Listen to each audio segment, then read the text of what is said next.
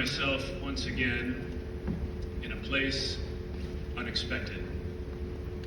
Concordia University, Chicago, class of 2023, congratulations, you have made it.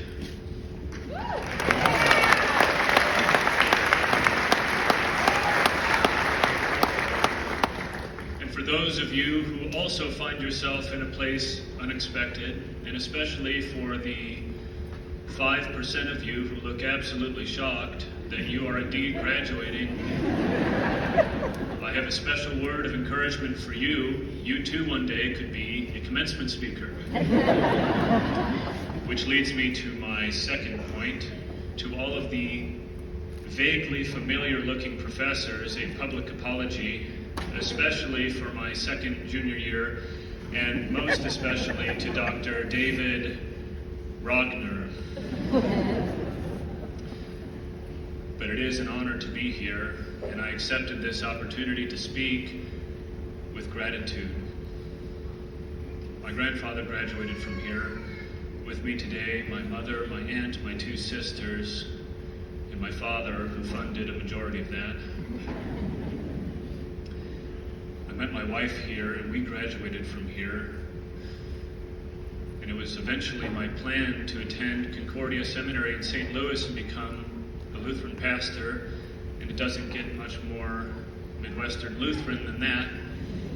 However, I found myself again in a place unexpected. And opportunities were removed from before me, and new ones were presented. And I entered a job pursuing a career of winemaking. And do you know the furthest geographical landmass from where you sit right now is a place called Tasmania, which I didn't know was part of Australia until I got a job there. So I moved there as a base level employee in a winery, called it a tank cleaner.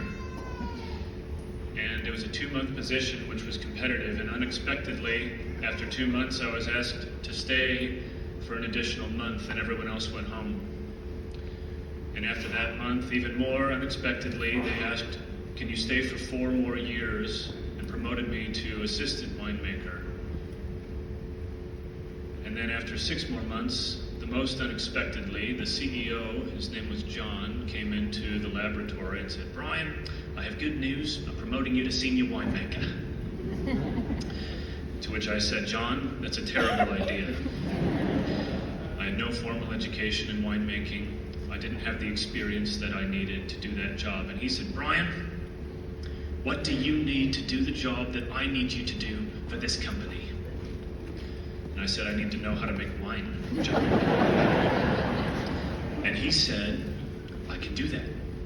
And he hired 2 of the highest paid consulting winemakers in the state of Tasmania to tutor me one-on-one for 2 years, and equipped me to do that job. After I survived that harvest, I took one day off, and I went on a tour of a cave nearby with glowworms. It was fantastic. And in the back of this cave, with the group, the tour guide said, we're going to turn off the lights. This is called the Cathedral Chamber with vaulted ceilings and nearly perfect acoustics. And we invite anyone who can sing to do so now. So I sang from Handel's Messiah, those who walked in darkness have seen a great light. And when the lights came back on, 2 ladies came up to me and asked me about the words of that song. And I explained to them it's from the Bible, an Old Testament prophet named Isaiah, speaking about the coming of Jesus, the Son of God, to rescue the world from sin and darkness, and he is the light of the world. And they were amazed. And they asked me what I was doing in Australia, so I told them where I worked. Later that evening, I got a phone call from John, the CEO, and he said, Brian, I heard you were singing in the caves. And I said, it's terrifying that you know that, John. And he said, Brian, those 2 ladies you talked to, they're good family friends of mine. Now, Brian, I have a favor to ask. I said, what's that? He goes, I need $1 million. And I said, John, I think you now have the wrong number. He said, no, not like that, Brian. I need to borrow some money for the company from a bank. Now 2 of the higher-ups in the bank are coming tomorrow. Here's what I need from you, Brian. I need you to take them down into the barrel cellar. I need you to taste them out of the barrels, and when they have a little bit of alcohol in them, then, Brian, I want you to sing for them. So I did. And the song I chose was the Old Irish Blessing, which concludes with, and until we meet again, may God hold you in the palm of his hand. And we talked about wine, and we discussed what does it mean to be held in God's hand until we meet again. The next morning, I got a call from John.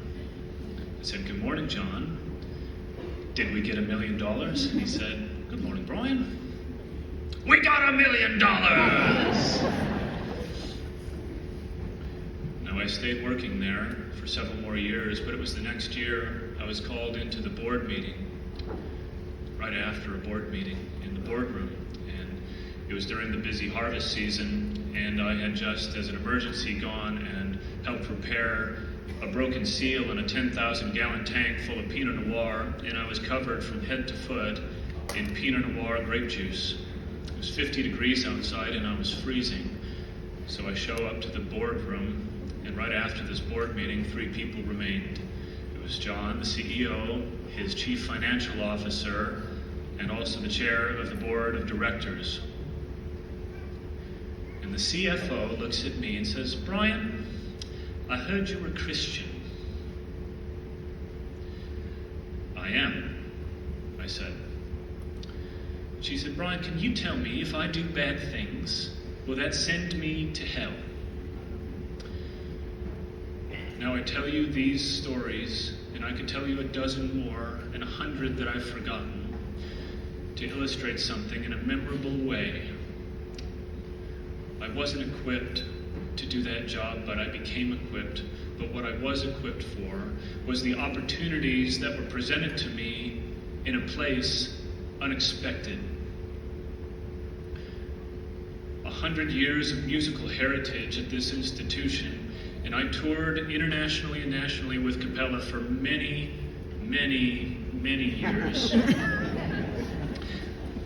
And it was that experience, training, and education with my fellow Capellicans and under Dr. Brown that gave me the confidence to sing from memory in pitch blackness surrounded by strangers in Australia, which afforded me the opportunity to explain the gospel according to Isaiah to those 2 ladies, which afforded me the opportunity to sing for those bank executives who had never heard a song like it and explain what it means to be held in the palm of God's hand. And when I was asked, "Are you a Christian? I heard you were a Christian. Can you answer me these questions?" It was a Christian who answered, and it was a graduate of Concordia University, Chicago, with a bachelor's in theology, with a focus in biblical languages, trained under Pastor Jeff Leininger, the pre-seminary director, who answered and presented the gospel to 3 of the most financially powerful people I've ever met in a post-Christian nation. And I'd like to leave you with 3 reflections.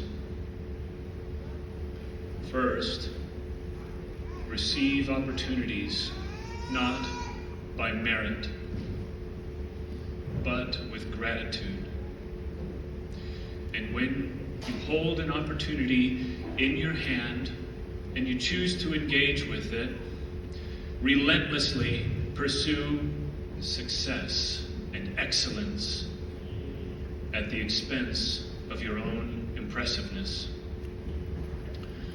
And lastly, when you find yourself in a place unexpected, do not be afraid.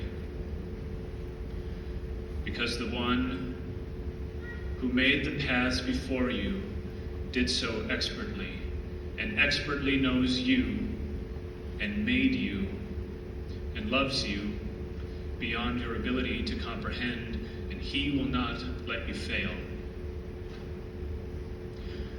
So as you find yourself in a place unexpected or otherwise, Remember who directs your steps and who walks beside you. Relentlessly pursue excellence, not for your glory, but for His. Receive opportunities with gratitude. And especially today, remember those who have poured into the strength of your life and your capabilities. The staff here at Concordia, your family, your fellow peers, and yes, your professors.